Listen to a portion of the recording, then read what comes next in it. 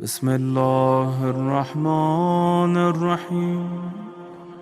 انشاءاللہ یہ بھی کوشش ہوگی کہ ہر روز آپ کو ایک نسخہ بھی بتایا جائے جس نسخے سے مالی مشکلات آپ کی ختم ہو جائیں، کیونکہ مالی مشکلات تو بہت چل رہی ہیں، تو وہ ایسے پاورفل سپر پاور نسخہ آپ کو بتائیں گے، مجرب اور تجربہ شدہ نسخے انشاءاللہ جس پر اگر آپ عمل کریں گے تو آپ دنیا میں بھی کامیاب ہوں گے، اور انشاءاللہ ان صفات حیوانیہ سے جب آزاد ہوں گے تو آخرت میں بھی اس عظیم تجارت میں آپ کو انشاءاللہ انٹری مل جائے گی۔ اب عظیم تجارت کے لیے صفات حیوانیہ کو دور کرنا ہے۔ ایک صفت پہ گفتگو کروں، اشارہ کروں بلکہ آج خطرناک، یہ وہ صفت ہے جس کی وجہ سے ہم نے دیکھا اور آپ نے بھی دیکھا ہوگا کہ لوگوں کے اپنے بچے اپنے ماں باپ سے نفرت کرتے ہیں۔ ایک جوان آیا، اس نے کہا مجھے باپ سے نفرت ہے۔ میں نے کہا اچھا کیوں؟ اس نے کہا اس صفت حیوانی کی وجہ سے۔ یہ وہ صفت ہے جس کی وجہ سے کبھی بیویاں اپنے شوہر سے نفرت کرتی ہیں۔ ایک مومنہ نے کہا کہ مولانا میں دعا کرتی ہوں کہ میرا شوہر گھر نہ آئے، کیوں؟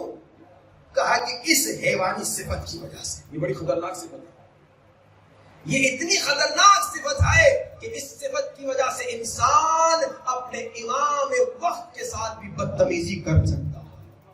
اللہ اکبر، تو بڑی خطرناک ہے، یہ تو زہریلی صفت ہے۔ یہ کیا صفت ہے؟ یہ ہے غصہ۔ باپ ہے، بچہ باپ سے محبت کرتا ہے، لیکن جب بھی باپ گھر آتا ہے ڈانٹتا ہے، غصہ کرتا ہے، بدتمیزی کرتا ہے، لڑائی کرتا ہے۔ بچہ ہے مگر وہ کہتا ہے اس باپ سے کوئی محبت نہیں۔ یہ بچہ میرے پاس آیا تھا، 16-17 سال کا تھا، اس نے کہا اس سے کوئی محبت نہیں۔ میں نے کہا کیوں؟ آخر تیرا باپ ہے، کہا اتنا ذلیل کرتا ہے، اتنا غصے والا ہے۔ بیوی کہہ رہی ہے کہ میں دعا کرتی ہوں کہ یہ گھر نہ آئے، اور یہ غصہ اتنا خطرناک ہے کہ انسان اس غصے میں ایسے کام کر بیٹھتا ہے، کبھی قتل کر بیٹھتا ہے۔ اور جو ہمارے غیر شیعہ حضرات ہیں ان کے لیے تو غصہ اور بھی خطرناک ہے، کیونکہ ان کی غصے میں طلاق بھی ہو جاتی ہے۔ ایک مرتبہ 3 مرتبہ ایک ہی نشست میں تے بول دیتے ہیں تو تے ہو جاتا ہے۔ ہاں بھائی، ہمارے ایسے نہیں الحمدللہ، تو ان کے لیے تو غصہ اور خطرناک ہے۔ اب اس کی اپنی بیوی، اس نے تے بول دیا، اور جناب وہ اس کی ہو نہیں سکتی جب تک ایک پروسیس سے گزر کے آئے۔ ان کے لحاظ سے کام غلط ہے، بات غلط ہے، لیکن اب غصہ ہے کتنا خطرناک۔ ایک مرتبہ اس نے غصے میں آ کر اپنی بیگم کو طلاق دے دی، اور جناب وہ اس کی بیگم اس سے محبت بھی کرتا ہے، لیکن اب اس خطرناک پروسیس سے گزرتے ہوئے واپس اس کی بنے گی، اور وہ بھی اکثر پھنس جاتی ہے اس پروسیس میں۔ اب کتنا خطرناک یہ غصہ! اسی غصے کی وجہ سے میں نے دیکھا، دو جوان تھے، مشہد کا واقعہ سنا رہا ہوں، مومن تھے، بڑے نیک تھے، بڑے دوست تھے، 18 سال کی عمر تھی دونوں کی، ساتھ پڑھے تھے، ساتھ بڑے ہوئے تھے۔ بس باتوں باتوں میں کوئی کسی نے کچھ کہہ دیا آپس میں۔ جس جوانوں میں کبھی کبھی ہو جاتا ہے غصہ، یہ کتنا خطرناک ہے، یہ کبھی ہو جاتا ہے، لیکن اسی کبھی پہ کیا نقصان ہو جاتا ہے۔ ایک دوست نے دوسرے دوست کو غصے میں دھکا دیا، وہ دوسرا گرا اور اس کا سر زمین پہ لگا اور مر گیا۔ اور کیا ہوا؟ وہ تو مر گیا اور یہ قید خانے میں چلا گیا، یہ جیل میں چلا گیا۔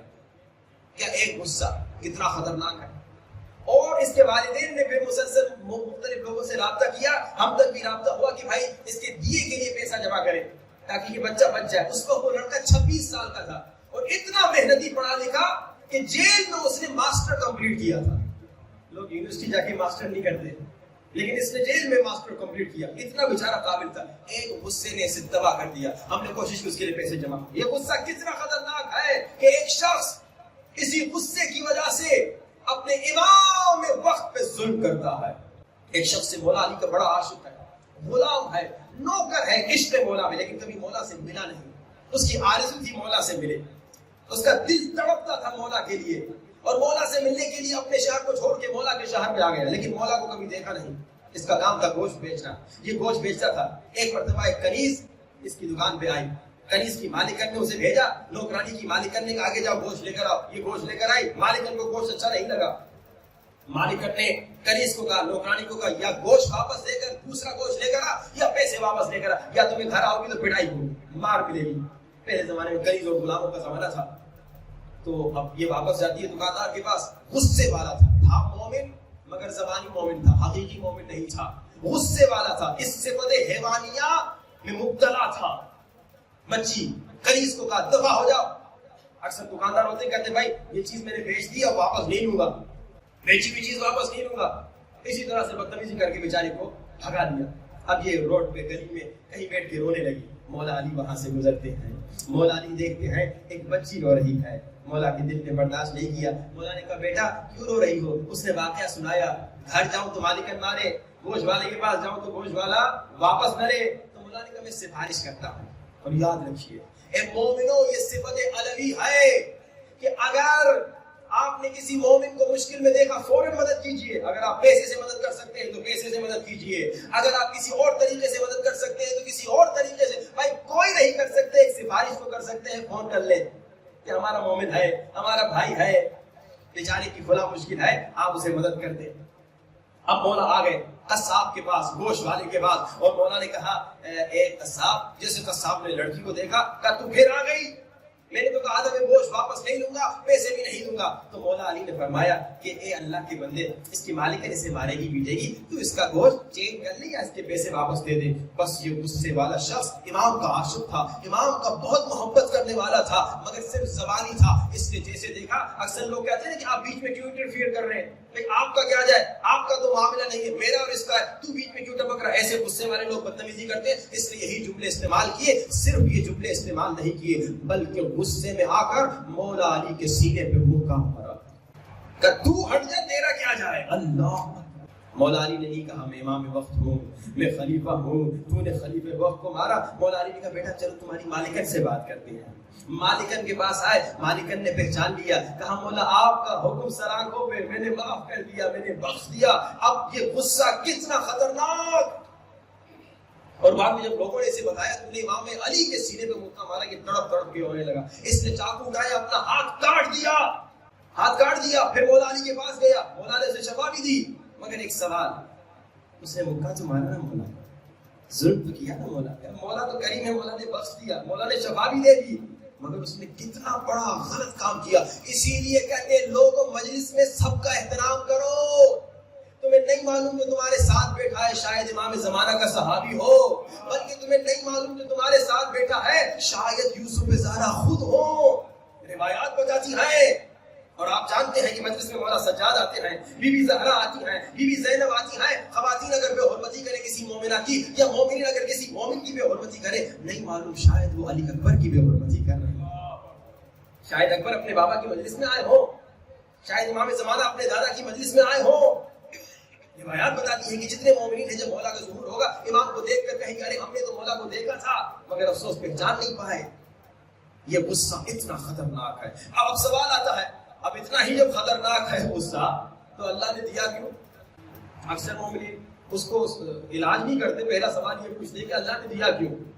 دیکھیے اللہ نے غصہ اس لیے دیا کیونکہ غصہ اگر تمہارے کنٹرول میں ہو تو مفید ہے، لیکن اگر تمہارے کنٹرول سے نکل جائے تو خطرناک ہے۔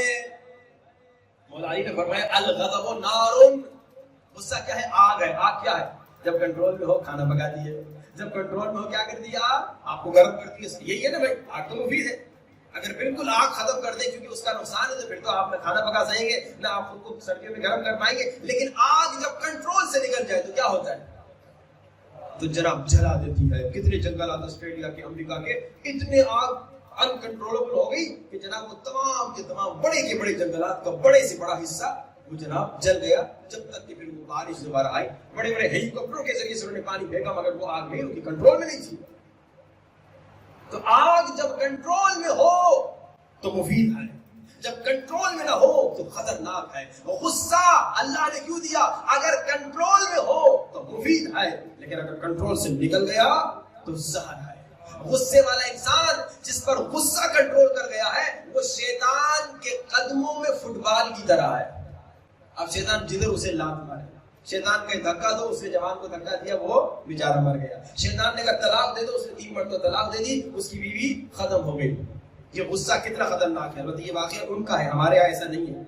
تو یہ غصہ کتنا خطرناک ہو سکتا ہے؟ کب؟ جب آپ کے کنٹرول سے نکل جائے، لیکن جب آپ کے کنٹرول میں ہو، اور غصہ جب ہوا و ہوس کے لیے نہ ہو۔ یہ جملہ سنیے گا، غصہ جب میری ذاتی ہوا اور ہوس کے لیے نہ ہو، اور غصہ اللہ کی خاطر ہو، نبی کی خاطر ہو، علی کی خاطر ہو، تو اسے تبرہ کہا جاتا ہے۔ یہ جو ہم تبرہ کرتے ہیں، یہ کیا؟ یہ غصہ ہے۔ لیکن کس پہ تبرہ کرتے ہیں؟ اللہ کے دشمن پہ، نبی کے دشمن پہ اور علی کے دشمن. غصہ ہے تو غصہ مفید ہے. غصہ دیکھیے تبرہ جو ہمارے دین کا حصہ ہے، لیکن غصہ اگر اپنی ذاتی ہوا اور ہوس کے لیے ہو تو خطرناک ہے. غصہ اگر اپنی ذاتی ہوا اور ہوس کے لیے ہو اور غصہ اگر ہم پہ کنٹرول کرے تو خطرناک ہے. غصے پہ اگر ہم کنٹرول کریں تو کامیابی ہے. تو تبرہ غصہ ہے لیکن اپنی ذات پر نہیں، دشمن علی پر، دشمن نبی پر اور دشمن خدا پر. اب میں آپ کو ایک نسخہ بتاؤں اور پھر مسائل کی طرف. آپ نے سنا غصہ کتنا خطرناک ہے، آپ نے سنا غصہ کون سا والا اچھا ہے، اور آپ اب سنیے کہ غصے پہ کنٹرول کیسے کیا جا سکتا ہے. علاج بھی بتا دوں آپ کو تاکہ انشاءاللہ آپ اس پہ پریکٹس بھی کریں. کیسے کنٹرول کریں غصے پہ؟ غصے پہ کنٹرول کے لیے فرمایا کہ تم اگر غصے میں آ گئے تو تم فوراً وضو کر لو. جب غصہ آ جائے فوراً وضو کر لو. پھر فرمایا اگر غصے پہ کنٹرول کرنا چاہتے ہو، اگر کھڑے ہو تو بیٹھ جاؤ، بیٹھے ہو تو لیٹ جاؤ. اور پھر فرمایا اگر غصے پہ کنٹرول کرنا چاہتے ہو نا تو فوراً صلوات پڑھنا شروع کر دو. محمد وآل محمد وعجل فوراً صلوات پڑھ دو. یہ صلوات پاورفل نسخہ ہے. اور آج آپ کو ایک زحمت بھی دینا چاہ رہا ہوں. آج پہلی محرم ہے، اسی صلوات کے متعلق ہے.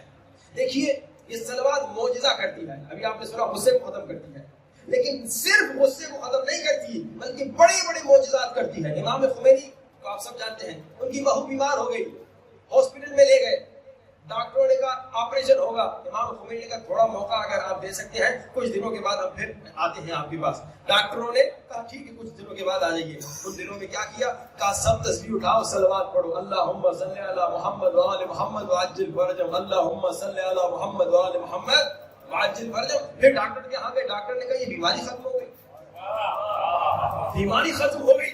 اتنا پاورفل نسخہ ہے صلوات کہ یہودیوں پہ جب ظالموں نے حملہ کیا رسول خدا کے آنے سے قبل، جب چاروں طرف سے دشمنوں نے یہودیوں کو گھیر لیا اور دشمن کا لشکر بڑا تھا، یہودیوں کا لشکر چھوٹا تھا. یہ وہ یہودی جو رسول خدا کے انتظار میں تھے، یہ وہ والے یہودی نہیں جو رسول خدا کے آنے کے بعد مخالف بن گئے. یہ پہلے زمانے کے یہودی ہیں جو رسول کے انتظار میں تھے. جب یہ ان کا لشکر چھوٹا تھا، پریشان عالم میں تھے، اب مرنے والے تھے، قتل ہونے والے تھے، موت سامنے تھی، تو ان کے علماء نے کہا اگر نجات چاہتے ہو تو صلوات پڑھو. سب نے صلوات پڑھی. چھوٹا لشکر تھا بڑے لشکر پہ غالب ہو گیا اور وہ بڑا لشکر شکست کھا بھی چلا گیا. لیکن آج میں آپ کو جو زحمت دینا چاہ رہا ہوں، آج پہلی محرم ہے، 40 دن تک اس صلوات کے ساتھ ایک کام کیجیے. اور وہ کام کیا؟ ہر روز 500 مرتبہ صلوات پڑھیے، اللہم صلی علی محمد وآل محمد وعجل فرجهم. اور کیا کریں؟ امام زمانہ کو ہدیہ کریں. اچھا اکثر میں، کیونکہ میری اچھا خاصا میرا تجربہ ہو چکا ہے، مومنین کو میں اچھی طرح سے پہچان چکا ہوں. مومنین سنتے ہیں پھر بھول جاتے ہیں، عمل نہیں کرتے. تو میں مومنین سے مجلس میں ہی وعدہ لیتا ہوں، اور وعدہ بھی خطرناک قسم کا. ایسا وعدہ لیتا ہوں کہ وہ وعدہ توڑ نہ سکے، کیونکہ آپ تو جانتے ہیں کہ بھائی وعدہ خلافی مومن نہیں کرتا. لا دین لمن لا عہد لہ. جتنی نمازیں پڑھ لو اگر تم وعدہ خلاف ہو تو تم بے دین ہو اللہ کی نظر میں. تو اب میں وعدہ آپ سے لینے والا ہوں. وعدہ دینے سے پہلے سوچ لیں، 40 دن کا وعدہ ہے. 40 دن ہر روز آپ کو 500 صلوات پڑھنی ہے، اللہم صلی علی محمد وآل محمد وعجل فرجهم، اور امام زمانہ کو ہدیہ دینی ہے. 10 دن تک تو میں روز پوچھتا بھی رہوں گا، چھوڑوں گا بھی نہیں آپ کو، ٹھیک ہے نا. اس کے بعد پھر دوسرے ایک دوسرے سے پوچھتے رہیں. اب فائدہ آپ نے سنا 500 صلوات کا، یہودیوں کو فائدہ ہوا، امام خمینی کی بہو کو فائدہ ہوا. ایک پرسنل آپ کو فائدہ بتاؤں، پھر آپ سے وعدہ لوں. 9 مہینے پہلے انگلینڈ میں بریڈ فورڈ میں ہم نے اسی طرح سے لوگوں سے وعدہ لیا. میں نے کہا 500 صلوات ڈیلی پڑھو، 40 دن تک امام کو ہدیہ کرو. 6 مہینے کے بعد انگلینڈ کے دوسرے شہر میں گیا، بولٹن میں. تو وہاں پہ ایک مومن آیا، اس نے کہا مولانا میں مجلس میں اتفاقی آ گیا تھا اور آپ نے وعدہ لیا کہ جو 40 دن تک امام کو ہدیہ کرے گا وہ ہاتھ اٹھا کے وعدہ کرے. تکلفاً میں نے ہاتھ اٹھا لیا. اس نے تو الگ جملہ کا، اس نے کہا آپ نے زبردستی وعدہ لیا تھا.